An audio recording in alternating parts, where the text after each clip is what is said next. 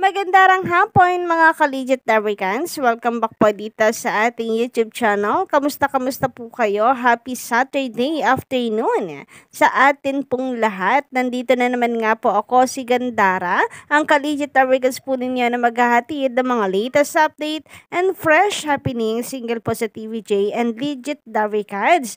And ang mga pag-uusapan nga po natin ay patungkol po dito sa dancing duo ni Atasha Mulak and Maha Salvador ka-OG na siyang demand or public demand ng mga netizen para po sa dalawa.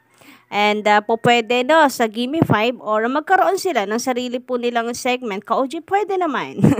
At maganda nga rin po ka-OG, namimiss na rin po ng mga legit Americans itong si Maha Salvador, ang dancing queen ng E80 or ng Eat Bulaga Original. Samantala, bukod po dyan natin pag-uusapan ang patungkol dito sa pasimple di umano na banat ng TVJ para po sa kalaban na kung saan isang malaking sampal kung tutuusin sa kabila. But before that, thank you so much guys sa mga nandito ngayon, nakikinig at nakatambay sa ating YouTube channel. Maraming salamat. Taos puso at walang humpay na pasasalamat po sa inyo mga ka-OG at mabuhay po kayo. Samantala, if you haven't subscribed yet to my YouTube channel, just click the subscribe button and notification bell. Nandiyan lang po yun sa baba para ma-notify po kayo every time na may mga bago po tayong reaction video single sa TVJ and the legit Americans latest happenings. Samantala, shoutout naman po mga ka-OG, special shoutout sa ating mga subscriber. Narito po sila Sir Marvin B. Martinez, shoutout. Ben Extremely, solid TVJ fan, shoutout sa iyo. Sir Edalyn Puno, shout out, and Malyari Mascarinas, magandarang hapon at salamat sa pagtutok at walang sawang pagsuporta sa TVJ and mga TVJ legit defenders. Samantala, dumako naman po tayo sa mga maiinit po nating topic ngayong hapon mga ka-original Americans. At pag-usapan nga po natin ang tungkol po dito sa isa pong mainit na pinag-uusapan sa social media since malapit na pong mag-November mga ka-OG.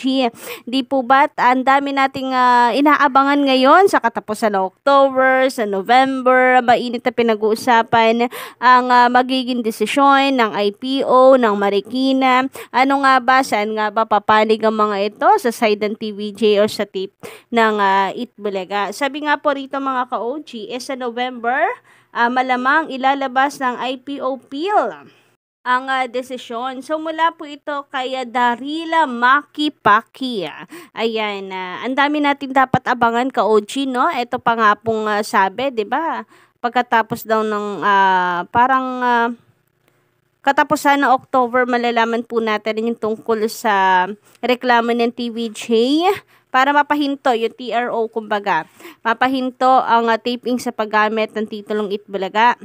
Ngayon, inaasahan sa katapusan po ng October ka-OG. And then, ito pa.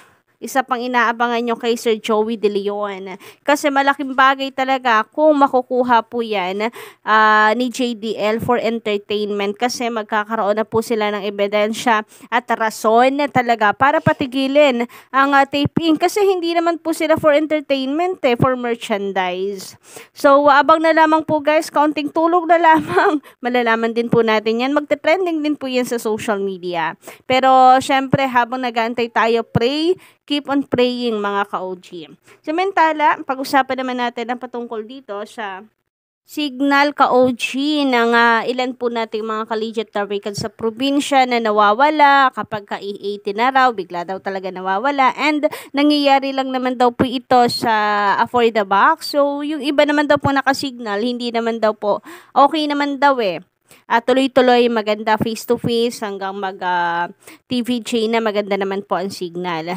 So, pag ganitong araw po ay hayaan lang daw na naka-on ang TV and then sa YouTube muna magtiyaga at babalik din daw po ang signal. So, isang tip ka-OG mula sa naka-experience ng ganito. Samantala, ngayon naman pag-usapan natin ang patungkol Sa update po kay Maha Salvador, so marami nagtatanong, nasa na daw po kaya itong si Maha? Kailan po kaya siya babalik? Or babalik pa kaya siya sa EAT? Kasi wala daw po silang balita. So narito pong ilan sa pictures na ating pong nasagap, na kung saan ay proud din naman pong i-share ito ni Mrs.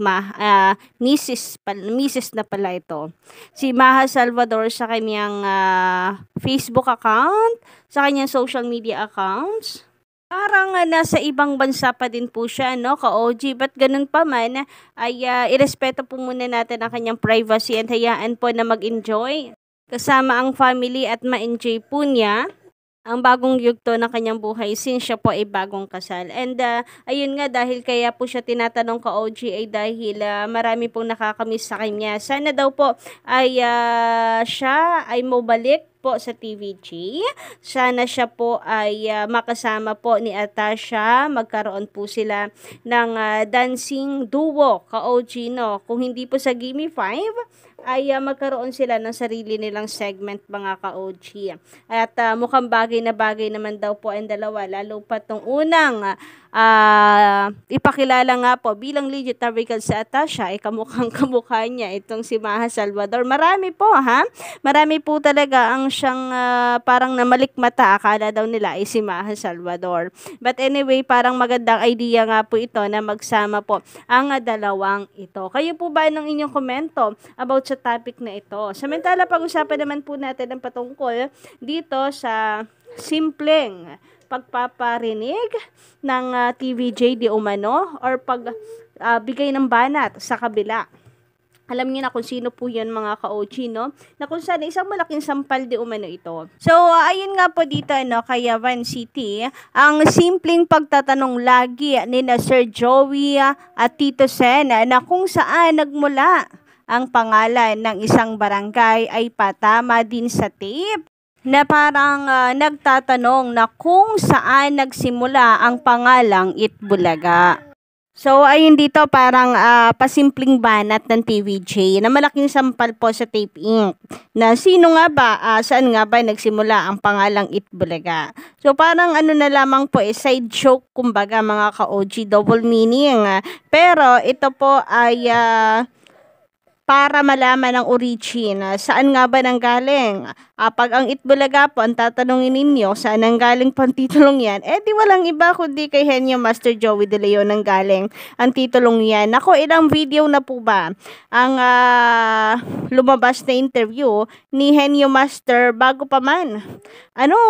Pag-anniversary ng Itbulaga, so may interview po yan Any interview ang TVJ, and nababanggit nga po doon, kahit doon pa man ni Joey De Leon, kung saan nagmula ang titulong Itbulaga kasi napaka-importante po niyan. Kaya nga sila nagse-celebrate ng anniversary dahil sa pagkakabuo po ng titulong Itbulaga. And kung yun ang tatanungin niya, napakalinaw po sa history na si Joey De Leon ang nag-create ng titulong niyan. Samantala, ay naman dito sa komento ni Miss Antea Akbandal, ayan, huli na daw siya ng dating. 8 daw dapat naroon na, kaso dumating daw siya ng 10. Tapos, nagpakita ng masamang asal. Ayun, hindi pinapasok ng guard. Yung huli sa kanya pinapasok, buting. So, kasalanan naman po pala niya yun, ka-OG, tapos magre-reklamo siya. So, dapat pag ganyan, dapat kinukonsider na ang traffic, dapat kinukonsider na yung layo ng kanyang lugar. So, dapat ay mas maaga po siyang nag-asikaso, di po ba, mga ka-OG? Pero ganun pa man, pwede naman siyang papasukin kung late lang ang usapan, nakabook po siya, di ba? Siguro yung pagmamaldito siguro, or pagpapakita na hindi magandang asal, ang naging foul talaga, na nagtulak para hindi po talaga siya papasukin na doon. Kaya mahalaga po talaga, ka-OG, na wag tayo mag-attitude. Lalo na kung or feeling entitled, kala mo kung sino, yung mga ganon. The best pa din po talaga, ka-OG, no, ang pagiging humble. Samantala, sabi naman dito, naloko siya ng fake bulagta. Kasi kung 500 lang ang capacity ng audience at nakabook na siya, iisa lang naman siya at counted na siya kung naka-schedule talaga sila. yung mga kasama niya nakapasok, siya ayaw papasukin. Ibig sabihin, ban talaga siya at tabilin na wag siya papasukin. Naloko kanila. Ayun na nga. Yun din ang hirap, no? Knowing yung iba pang huli ay pinapasok, kasama niya nakapasok, siya lang ang hindi. So mapapaisip ka talaga na ban talaga ito, maybe dahil na rin po sa masamang ugali nga na kanya pong ipinakita. Samantala, ayun naman dito sa komento ni Romy Obispo, "Good evening, Ma'am Gandara. Mahirap ng pagkatiwalaan si Bes. Ihuhulog ka lang niyan. Yung fake abulagta, siniraan niya eh. Siniraan yan eh. At pati sila, Bossing Vic, Joey, and Tito. Kaya nga dapat wag papasukin. Papasukin yung Bes na yan. Baka si TVJ pa, sa TVJ pa maghasik ng kamandag." Grabe nga yun. So, minsan nga po siya naging kalaban and grabe nga din po yung mga binitawan niyang salita ka-OG. Kaya hindi po natin masisisi ang ilan po legit Americans na mahirapan pong pagkatiwalaan siya. And karamihan po talaga mga ka-OG no, ng opinion ay pare-parehas na wag na, di bali na, manahimik na lamang siya. Kung inayawan siya at sinuka siya ng tape ink, ay wag na siyang makiano dito sa TVJ, makisali pa. So, yun lang po muna for today. Ka-OG, don't forget to click the subscribe button and notification bell para po sa iba pang mga balita. Hanggang sa muli mga ka-legit Americans.